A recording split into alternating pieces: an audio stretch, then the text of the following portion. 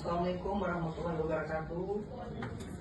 Bapak Ibu pimpinan dan anggota Komisi 4 DPD RI yang saya hormati, yang saya muliakan Menteri Bappenas para PPN, serta Pak Wamen, Bu Sesmen, Bapak Ibu Deputi, para direktur dan seluruh yang hadir. Pak Menteri, pertama di pembukaan pidato Bapak tadi, saya langsung catat Pak, karena tinggal itu yang saya tunggu dari seorang Menteri Bappenas, yaitu sumber pertumbuhan ekonomi itu ada di daerah. Lalu setelah jeda Bapak sambung lagi, tergantung kinerja kepala daerahnya. Tapi jangan lupa Pak, tergantung itu ke pemerintah pusat. Gitu.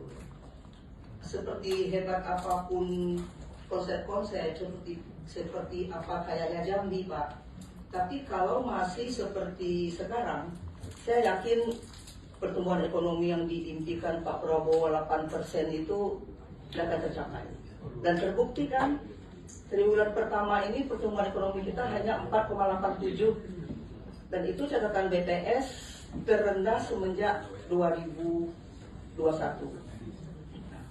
Oleh sebab itu, beberapa hal yang menjadi fokus ya Pak.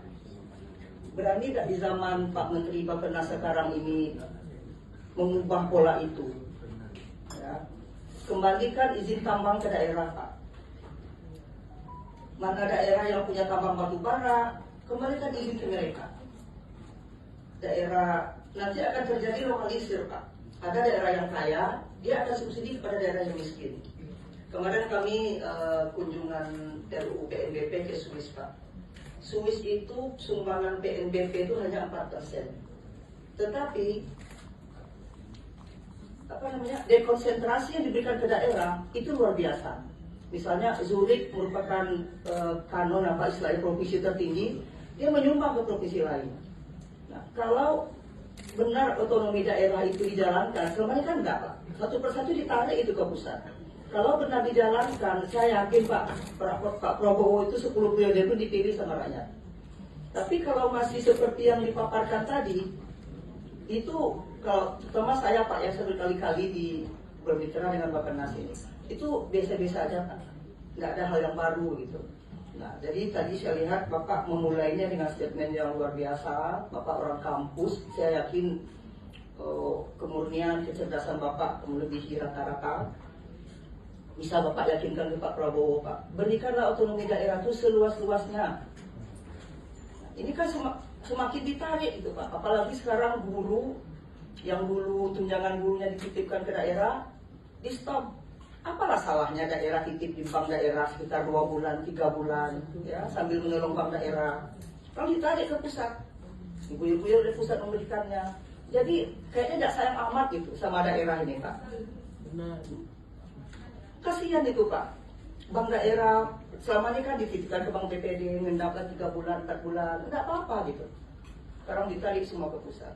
Nah, kalau pemerintah mau juga mengurus daerah, cukup urus desa aja Pak. Seperti yang sekarang dilakukan oleh pemerintah. Semua dana desa dipatok-patok itu Pak. 20% untuk ketahanan pangan. Bingung lah kepala desa ini. Bikin lele, bikin apa, kalau enggak bisa digunakan. Dan yang paling ini tuh Pak, saya tidak melihat Bapak dan tim menyinggung Koperasi Merah Putih. Itu sudah jalan, ya saya yakin Pak tanpa survei. Kalau survei, kapan Prabowo surveinya? Dia boleh dilantik Pak. Siapa pembisik Pak Prabowo bahwa Koperasi 80.000 Koperasi itu akan jalan? Saya taruhan mau Pak. Kalau itu jalan yang benar Koperasi Merah Putih, apalagi mau diambil dana desa.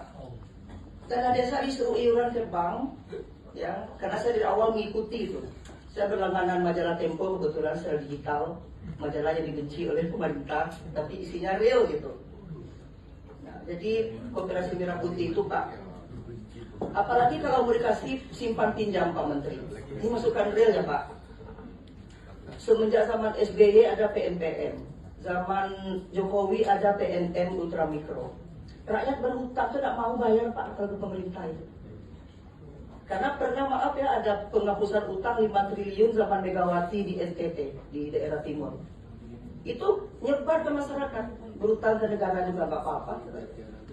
Jadi sekarang mau dibikin simpan pinjam di koperasi merah putih di desa. Nah, rakyat Jambi senang tuh, besok pindah kita di PNM ini. Ayah amat pinjam ke PNM ini. Udah datangi rumah kepala desa, Pak. Jadi loh koperasi itu, katanya. Mau pinjam gitu.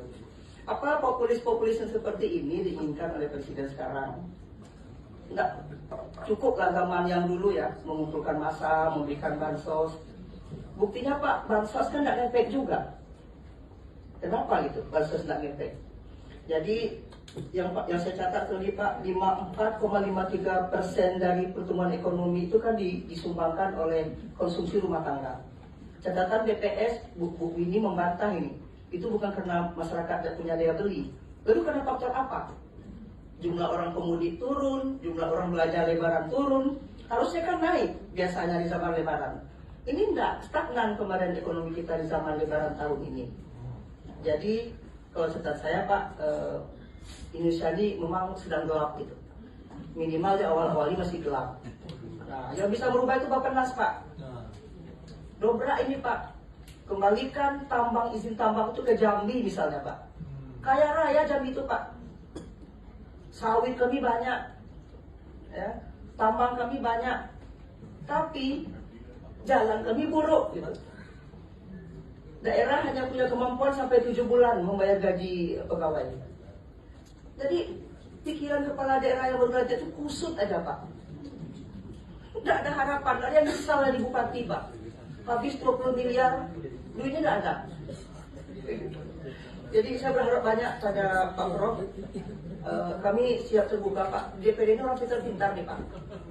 Kami tak ada kepentingan untuk partai, kami bisa ngomong apa saja, nggak ada yang memindahkan saya ke komisi lain kalau saya salah ngomong. Saya salah ngomong, udah pindah saya itu ke komisi lain. Kecuali negara, negara pindah kita. Oh, SM. Demikian Pak Menteri, saya senang tadi Pak Menteri, kesannya sayang banget ke DPD gitu, di Komisi 4. Dia pimpinan, kalau saya salah gitu saya ingin ngomong. Mohon maaf yang salah, Assalamualaikum warahmatullahi wabarakatuh. Waalaikumsalam. Mohon izin Bu, saya temannya Pak